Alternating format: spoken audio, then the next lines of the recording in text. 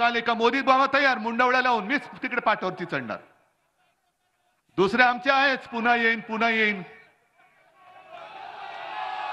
मुख्यमंत्री होतो,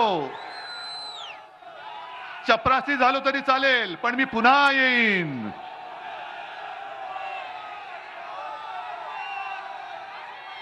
मग हे तुम्हाला पटतंय? मग आमच्याकडे तुम्ही बोट दाखवता काय आम्ही घराणेशाही केली. आणि मला तर मोदींना मी आज जाहीर आव्हानच देतोय, परत देतोय. मोदी तुम्ही वंशावळ घेऊन या, गेल्या 7 पिढ्यांची मी माझी घेऊन येतो. माझे वडील कोण, माझे आजोबा कोण, आजोबांचे वडील कोण, त्यांचे वडील कोण, त्यांनी काय काय महाराष्ट्रासाठी केले, मी काय करतोय, माझा मुलगा काय करतोय. मोदीजी तुम्ही तुमची वंशावळ घेऊन या आणि दाखवा, एकदा खरी काहीतरी दाखवा. नकली डिग्री सारखी नकली वंशावळ घेऊन येऊ नका. कधीतरी सांगता तुम्ही रेल्वे स्टेशनवरती चहा विकत होतात, कधीतरी सांगता हिमालयामध्ये गेलो होतो, कधीतरी सांगता बांगलादेशच्या स्वातंत्र्य युद्धात होते. वाटेल ते जे तोंडात येईल ते थापा मारतायत. पण आता मात्र आम्ही तुम्हाला थारा देणार नाही, अजिबात देणार नाही. कारण गेल्या 2 वेळेला 14 आणि 19ला आमचीच चूक होती आणि मी त्याच्यासाठी पूर्ण महाराष्ट्राची माफी मागतोय, तुमची सुद्धा मागतो. कारण 19 साली आणि 14 साली मीच आलो होतो मोदींना मत द्या सांगायला. ही मोठी चूक झाली. कारण ह्यांच्या मनामध्ये जे विष आहे, हे विष आता बाहेर पडलेलं आहे. ज्या पद्धतीने त्यांनी माझा घात करण्याचा प्रयत्न केला, सोन्यासारखी माझी शिवसेना, छत्रपतींचा पवित्र भगवा, मोदी तुम्ही त्या भगव्याला कलंक लावलेला, गद्दारीचा कलंक लावलेला आहे. आणि याचा पुरावा या मिंद्यांनीच दिलेला आहे. गेल्या आठवड्यामध्ये मिंद्यांनी त्यांच्या कार्यकर्त्यांसमोर बोलताना सांगितलं, मिंद्यांनी सांगितलं की मी करेक्ट कार्यक्रम केला. आणि मग मोदी आणि शहाना सांगितलं मी माझं काम केलंय, आता पुढचं काम तुम्ही करा. आणि मग मोदीजी आणि शहाजींनी खरी शिवसेना आणि धनुष्यबाण हा आपल्याला दिला. म्हणजे तुमची लायकी नाही. या गद्दारीच्या कटाचे सूत्रधार मोदी आणि शहा आहेत. हे डोकं न खाजवता दाढी खाजवून बोलल्यामुळे मिंदे खरं बोलून गेलेत.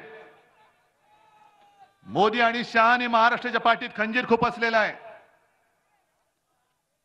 आणि अमित शहा ते पण असेच काल परवाकडे वसईत येऊन गेले आणि ते पण बोलून गेले नकली सेना. मी मागेच बोललो होतो, जो याच्या पुढे शिवसेनेला नकली बोलेल कोणी असेल तो बेअकली आहे. कारण जो अक्कलवान असतो त्याला एकदा सांगितल्यानंतर कळतं. पण ज्याला अक्कलच नसते त्याला किती वेळा, म्हणजे गाढवा पुढे वाचली गीता, कालचा गोंधळ बरा होता म्हणून आम्ही तुमच्या समोर गीता वगैरे काय पठण करणार नाही. जे काय आहे तो माझा महाराष्ट्र आता तुम्हाला तुमच्या भाषेत उत्तर देईल. मी 22 जानेवारीला सुद्धा आलो होतो. 23 जानेवारीला इकडे सभा झाली होती. मला विचारतात अमित शहा 370 कलम काढलं काश्मीर मधलं, त्याच्याबद्दल उद्धव ठाकरेंचं काय मत आहे. अहो 370 कलम काढायला आम्ही सुद्धा पाठिंबा दिला ना, जाहीर पाठिंबा दिला. पण तुम्ही खरंच 370 कलम काढलेत का? 370 कलम काढल्यानंतर काश्मीर शांत झालंय का? काश्मीर मधले पंडित जे आपल्याच देशामध्ये निर्वासित होऊन संपूर्ण इकडे तिकडे येतात पसरले होते, ज्यांना फक्त आणि फक्त हिंदू हृदय सम्राट शिवसेना प्रमुखांनी आपल्या महाराष्ट्रामध्ये आसरा दिला. मोदीजी तुमचं नाव सुद्धा कोणाला माहित नव्हतं तेव्हा. पण खरंच 370 कलम काढले? कारण मला जी माहिती मिळाली धक्कादायक मिळाली. गेल्या आठवड्यामध्ये बाजूला म्हणजे जळगाव मध्ये माझी सभा होती आणि त्या सभेमध्ये आपले वकील असीम सरोदे होते. आणि असीम सरोदेनी एक कायदेशीर मुद्दा मांडला आणि त्यांनी सांगितलं की 370 कलम काढलेलं नाही, ते काढण्यासाठी जी एक वैधानिक प्रक्रिया करावी लागते विधानसभेच्या मार्फत ती केलेलीच नाहीये. मग यांनी त्यातलं एक काम काय केलं, तर 370 म्हणून त्यातलं एक पोट कलम आहे ते तूर्त निष्प्रभ करून ठेवलेलं आहे. आता तुम्ही म्हणाले तुम्ही काय सांगताय निष्प्रभ केलं म्हणजे काय केलं?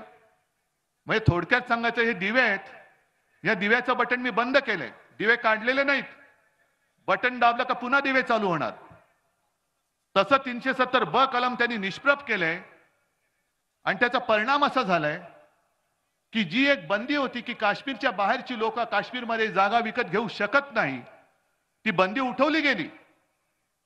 पण त्याचा फायदा कोणी घेतला? सगळ्यात जास्त फायदा अदानींनी घेतलेला आहे. सगळ्यात जास्त जमीन अदानींनी खरेदी केलेली आहे आणि अदानींनी एवढ्यासाठी खरेदी केली की त्या जागांमध्ये लिथियमचा सगळ्यात मोठा साठा तिथे आहे काश्मीरमध्ये आणि ती जागा गौतम अदानींनी विकत घेतलेली आहे. म्हणजे पुन्हा तिथली जागा आणि तिथला पैसा कुठे गेला?